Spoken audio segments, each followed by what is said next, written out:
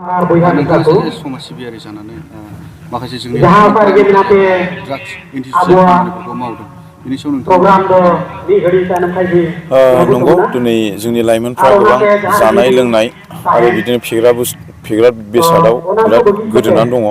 मानो होनना बुङोबा गावनि लाइफखौ गावबा गावनो दानाया गावनिनो दायथ'।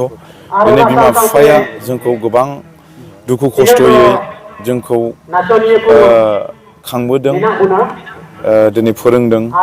दिनै थाखा फैसा गैयाबाबो गावनि जानायखौ दोनथ'नानैबाबो दिनै जोंखौ फोरोङो बा माबा मोनसे गावनि थांखियाव सहैनो थाखाय दिनै बिमा बिफाफ्रा जोंखौ हास्थायो। नाथाय दिनै जोंनि लाइमोनफ्रा दिनै बेफोरबायदिसिमाव जों सहैनो हायाखै। बेनिखायनो आं खावलायदों जोंनि लाइमोनफ्रा जाहाथे गोबां बेफोरबायदि जानाय लोंनाय फेग्रा बुस्थुजों ड्राग्स जौ बायदिसिना बेफोरबायदिनिफ्राय दिनै गोजान जायो। बिथांमोनखौ आं खावलायो जे दिनै जानाय लोंनायजोंल' नङा, सोरजोंबा नोङो थाङोब्लाबो गावबा गावनि माखासे लोगो एरिखौ नोङो बासिना थांनांगोन। मानो होनना बुङोबा नोङो जेबो दायनिगिरि नङाबाबो सिखाव मानसिजों थाफायोबा नोङो सिखावआव नाम मोनगोन आरो जाग्रा मानसिजों लोंग्रा मानसिजों नोङो थाफायाब्लाबो नोङो जुदि लोंग्रा नङाबाबो नों लोंग्रा होननानै बदनाम मोनफागोन। बिनि थाखायनो आं खावलायदों दिनै गोबां मानसिफ्रा गोबां रोखोमै माबेबा समाव सौथुनायजों जानायजों लोंनायजों बा माबा मोनसे बिथिङाव बिथांमोना गोबां भुल गोरोन्थिखौ मावो। बिनि थाखायनो आं खावलायदों मानसिया फरायनायजों देरनायजों गोबां बिदिनो सेन्स जानांगौ जायो। मानो होननानै बुङोब्ला गोबां मानसिफ्रा बिदिनो गोबां बिमा बिफानि खर' बारनानै गोबां बेफोरबायदिनो लोगो दिगिनि दारै गोबां प्रब्लेमाव गोलैयो।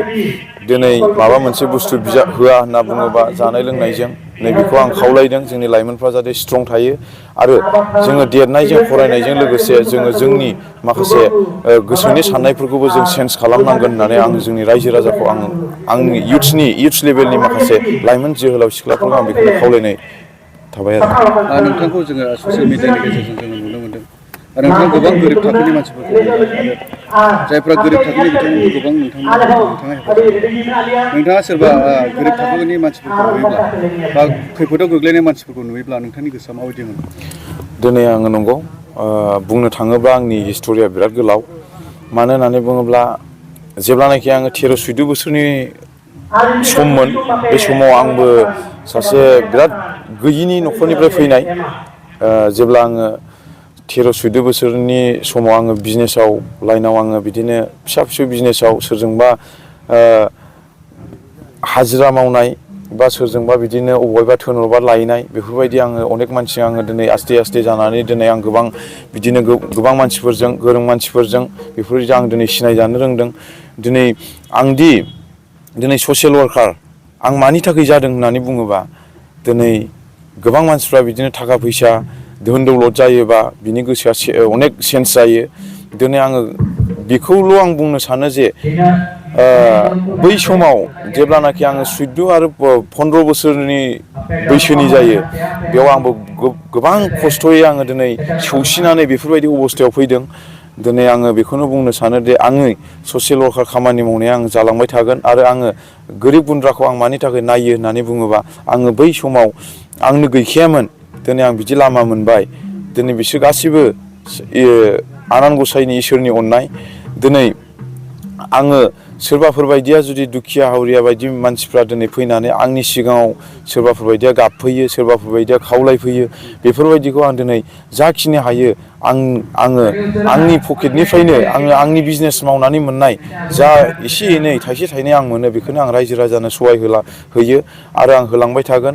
आरो आङो होनायखाय दिनै आङो सोरनिबा गोसोआव दुखु मोननाय बा माबा मोनसे गोसोआव नांगौथि बेफोरखौ मोनगोन होननानै आंनि खाथियाव फैयो बेफोरखौ आं दिनै होग्राखाय आं दिनै मालाबाबो आङो माने होआबा आं गोसोआ थानो सुखुवा। मानो होनना बुङोबा आङो रायजो राजानि सिगाङाव बुंबाय थाखायो आं हानायखिनि आं होलांबाय थागोन आरो आंनि ससियेल वार्कार खामानि मावनाय आरो रायजो राजा गोरिब गुन्द्राखौ नायनायखौ रायजो राजाफ्रा नुबाय थागोन आरो आङो रासिन सायाव रासिन आङो होलांबाय थागोन। मानो होनना बुङोब्ला दिनै गोरिब गुन्द्राखौ नायोब्ला निस्सय आं गावनो पार्सनेल आं बुंनो मोन्दांथि मोनदों जे गोरिब गुन्द्रा बा गैयि मानसिफोरखौ बा दुखि हावरियाखौ नायोब्ला मालाबाबो नुकसान जाया। आंनि पकेटनिफ्राय गलांगोन खिन्थु आंनि पकेटाव माब्लासेनि समाव आंनाव बिनिफ्राय डाबल फैगोन आंनो बेखौ आं फाता मोना। बिनि थाखायनो आं दिनै आंनो प्रेक्टिकेल आंनो गावनो मोन्दांथि मोननायखाय आं रायजो राजाफोरखौ आं खावलायो जे सोरबा नोंसिनि उसुं खाथि खालायाव जुदि गोबां दुखि हावरियाफोर जुदि दङब्ला अननानै जाहाथे नोंसोरबो सहाय इथाखौ होलायो। खिन्थु गोरिब गुन्द्राखौ सहाय होनाया मालाबाबो खहा थाङा आं बेखौ खावलायो। नोंसोरखौनो नोंसोरो नायनो हागोन गोरिब गुन्द्राफोरनो होयोब्ला मा बिनिमय दं आरो मा मोननाय दङ बेखौ नोंसोरनो आनजाद नायनो हागोन। आं बेखौ खावलायो रायजो राजाफोरखौ। Thank you.